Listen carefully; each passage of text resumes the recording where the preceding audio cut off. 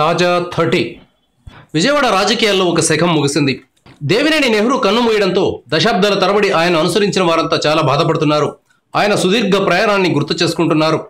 నెహ్రూ అధికారంలో ఉన్నా లేకున్నా ఆయనంటే అధికార యంత్రాంగం హడలిపోయేది.